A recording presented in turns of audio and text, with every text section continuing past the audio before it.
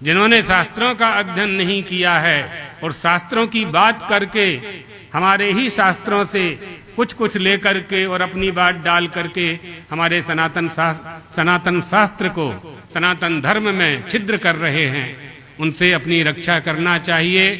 उनमें वर्तमान में जो प्रमुख हैं, एक ब्रह्मा कुमारी हैं, ब्रह्मा कुमार हैं, तो शिव जी को अलग कहते हैं, शंकर जी को अलग कहते हैं, अर्थ ही नहीं समझते, शिव शब्द का अर्थ नहीं जानते। ये है द्वारिका पीठ के शंकराचार्य स्वामी श्री सदानंद सरस्वती जी महाराज। कह रहे हैं कि ब्रह्म कुमारी जैसे संस्थान किस तरह से सनातन धर्म को नुकसान पहुंचा रहे हैं। लेकिन दुविधा की बात यह है कि बहुत सारे लोगों को लगता है कि ब्रह्म कुमारी एक सनातनी संस्थान है, और आज से कुछ दिनों पहले मैंने संस्था की सच्चाई को उजागर करते हुए एक वीडियो बनाया, ब्रह्म कुमारी का सबसे काला सच।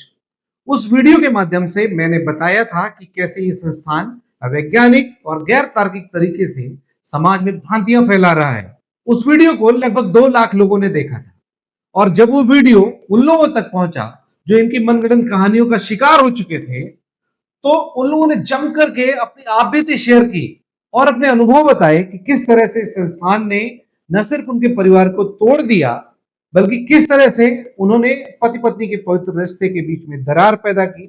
बल्कि कई लोगों ने शेयर किया कि इस संस्थान ने किस तरह से उनका आर्थिक शोषण भी किया। मैंने अपनी हर बात को प्रूफ करने के लिए इन्हीं के खुद के बयानों को शामिल किया था, लेकिन उस वीडियो और उससे पैदा हो रहे डिस्कशन से घबराकर इस संस्थान ने कॉपीराइट स्ट्राइक फाइल किया, और YouTube ने यह मानते हुए कि मैंने उस वीडियो में लगभग 24 सेकंड के वो बयान शामिल किए थे जो इनके किसी न किसी वीडियो से लिए गए थे, इसलिए YouTube ने नियमों के अनुसार इस वीडियो को हटा दिया।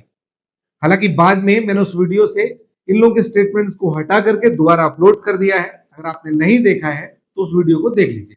लेकिन अब ऐसा क्या गड़बड़ है इनके संस्थान में कि एक नहीं बल्कि दो शंकराचार्य कह रहे हैं कि ये संस्थान सनातन धर्म की मान्यताओं को लगातार हानि पहुंचा रहे हैं। जिनका आपने सबसे पहले नाम लिया, उनका आश्रम अंग्रेजों के शासन काल में भी था, लेकिन अंग्रेजों के द्वारा प्रतिबंधित वह आश्रम था। वहाँ कोई भी शिष्ट शीलवान व्यक्ति न जाए। और हमारे भोले भाई सनातनी भाई इनके जाल में फंसकर अपना जीवन और अपना धन सब कुछ इन्हें समर्पित कर रहे हैं। पिछले वीडियो में मैंने डिस्कस किया था कि किस तरह से इस संस्थान का जन्म हुआ, किस तरह से संस्थान परिवारों में कलह का कारण हुई, और फिर उस समय की तत्कालीन सरकार ने इनके ऊपर बैन लगा दिया, और फिर ये संस्था माउंट आबू चली जाती है। लेकिन इनके समर्थकों को या कहिए इनके अनुयायियों को इतना अटूट विश्वास है कि वो आपकी हर बात को नकार देंगे। इसलिए मैं इन्हीं के कुछ और तथ्यों को आपके सामने रखूंगा और आपके सामने सच्चाई लाने का प्रयास करूंगा कि किस तरह से ये संस्थान धर्म और हमारे सामाजिक ताने बाने को उधेड़ने का प्रयास करती है।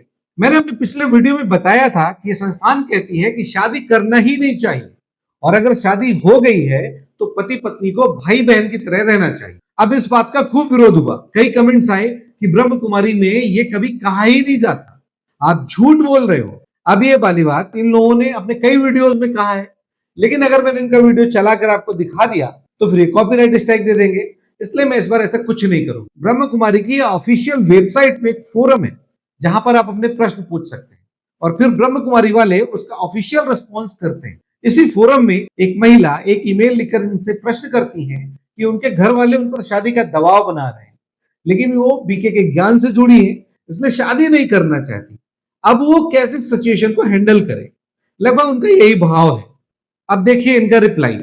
यदि आप हमारे साथ सही तरीके से जुड़े हैं तो आपको पता होना चाहिए कि हम ब्रह्मचर्य को जीवन का एक तरीका मानते हैं और सिखाते हैं और प्रचार भी करते हैं, इसलिए शादी ना करना भी इसमें शामिल है।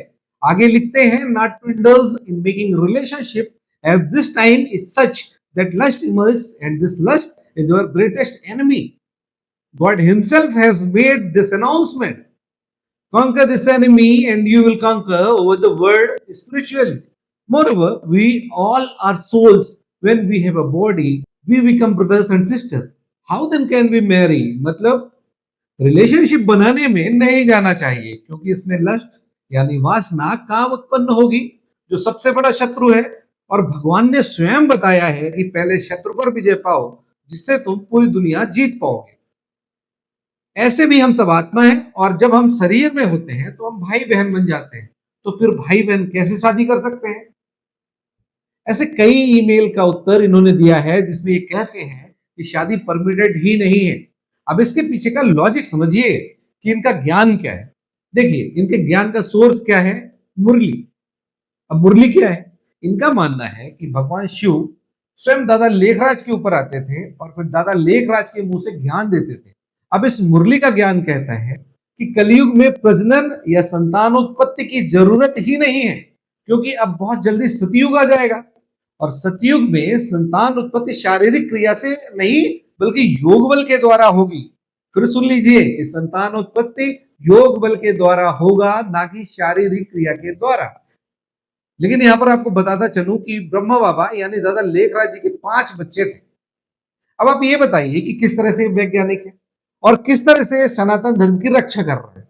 क्योंकि भगवत गीता के 7वें अध्याय के 11वें श्लोक में भगवान श्री कृष्ण स्वयं कहते हैं कि मैं प्राणियों में वह काम हूं जो धर्म के विरुद्ध नहीं है। इसका अर्थ है कि गृहस्थ जीवन में संयमित कामुकता और प्रजनन धर्म सम्मत है। लेकिन ये संस्थान भगवान श्री कृष्ण को ना तो भगवान मानती है और ना ही ये मानती है कि गीता का उपदेश श्री कृष्ण ने दिया। यहाँ पर मेरा इस संस्था के समर्थकों से इतना ही पूछना है कि क्या वो श्री कृष्ण को भगवान मानते हैं या नहीं। तो अब अगर श्री कृष्ण ने गीता का उपदेश नहीं दिया तो किसने दिया? तो इनके ज्ञान के अनुसार गीता का उपदेश शिव बाबा ने दिया है। तो अगला प्रश्न कि अगर भगवान श्री कृष्ण भगवान नहीं है तो क्या है? चलिए जानते हैं। देखिए, सबसे पहले समझिए कि सनातन धर्म में 4 युगों का एक चक्र है, जिसमें सबसे पहले सतयुग, फिर त्रेता युग, द्वापर युग और फिर कलयुग आता है। और ये पूरा चक्र 43,20,000 वर्षों का माना जाता है, जिसमें से कलयुग लगभग 4,32,000 साल का होता है। भगवान श्री राम का जन्म त्रेता युग में हुआ और भगवान श्री कृष्ण का जन्म द्वापर युग में हुआ।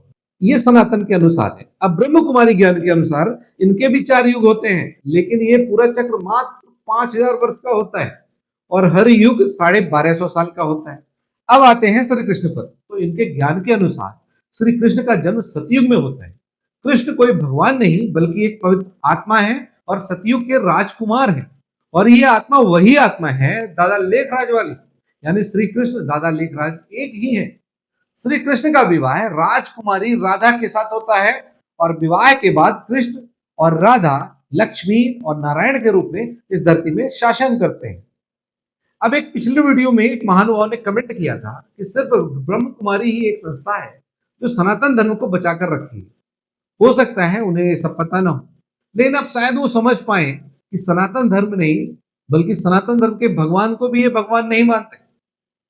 है ना गजब की बात।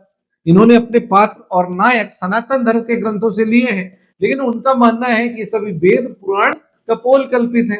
असली ज्ञान सिर्फ इनकी मुरली है। अब देखिए, मुझे लग रहा है वीडियो थोड़ा लंबा हो रहा है, इसलिए बाकी का ज्ञान अगले पार्ट में डिस्कस। नमस्कार।